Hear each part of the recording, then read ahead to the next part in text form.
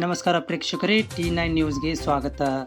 ಒಡಿಶಾ ಸರ್ಕಾರದ ರೈತ ಆದಿವಾಸಿಗಳ ಭೂಮಿ ಕಸಿದುಕೊಳ್ಳುವ ಕ್ರಮ ವಿರುದ್ಧ ಅಖಿಲ ಭಾರತ ರೈತ ಕೃಷಿ ಕಾರ್ಮಿಕ ಸಂಘಟನೆಯ ಸದಸ್ಯರು ಧಾರವಾಡದ ವಿವೇಕಾನಂದ ವೃತ್ತದಲ್ಲಿ ಗುರುವಾರ ಪ್ರತಿಭಟನೆ ನಡೆಸಿದರು.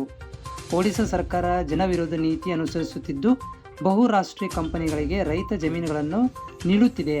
ನ್ಯಾಯಯುತ ಬೇಡಿಕೆಗಳಿಗಾಗಿ ಹೋರಾಡಿದವರನ್ನು ಜೈಲಿಗೆ ಹಾಕುವ ಹೋರಾಟ ಹತ್ತಿಕ್ಕುವ ಪ್ರಯತ್ನಿಸುತ್ತಿದೆ ಎಂದು ಹೋರಾಟಗಾರರು ಆರೋಪಿಸಿದರು. ಸಭೆಯನ್ನ ಮಾಡ್ತಾ ಇದ್ರು.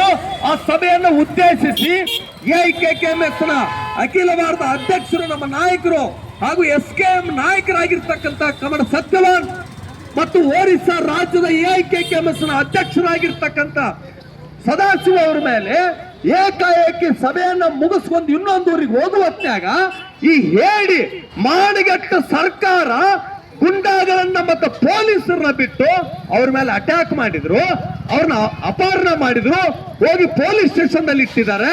ಕೊನೆಗೆ ಅದು ರೈತರಿಗೆ ಗೊತ್ತಾದ ಮೇಲೆ ಪೊಲೀಸ್ ಸ್ಟೇಷನ್ ಮುಂದೆ ಹೋರಾಟ ಮಾಡಿ ಪ್ರತಿಭಟಿಸಿದಾಗ ಮಾನಗೆಟ್ಟವರು ಏಡಿಗಳು ಅವ್ರನ್ನ ಬಿಟ್ಟರು ಕೊನೆಗೆ. ಆದ್ರೆ ಅವ್ರ ಮೊಬೈಲ್ ಕಸ್ಕೊಳ್ಳೋದು, ಅವ್ರ ಮೇಲೆ ದೈಹಿಕವಾಗಿ ಏನು ಹಿಂಸೆ ಕೊಡೋದು ಮಾಡಿದ್ರು ಕೂಡ ರೈತರು, ಆದಿವಾಸಿ ಜನಗಳು ನೀವು ಯಾವುದೇ ನಮಗೆ ಚಿತ್ರಹಿಂಸೆ ಕೊಟ್ಟರು, ನಮ್ಮ ಲೀಡರ್ಸಿಗೆ ಕೊಟ್ಟರು ಕೂಡ ಕೃಷಿ ಭೂಮಿಯಿಂದ ಹಿಂದೆ ಸರಿಯುವಂತ ಪ್ರಶ್ನೆ ಇಲ್ಲ, ಹೋರಾಟದಿಂದ ಹಿಂದೆ ಸರಿಯುವಂತ ಪ್ರಶ್ನೆ ಇಲ್ಲ. ಅವಶ್ಯಕತೆ ಬಂದ್ರೆ ಜೀವನೂ ಕೊಡ್ತೀವಿ, ಆದ್ರೆ ಭೂಮಿ ಬಿಟ್ಟುಕೊಡಲ್ಲ ಅಂತನ್ನುವಂತ ಹೋರಾಟವನ್ನ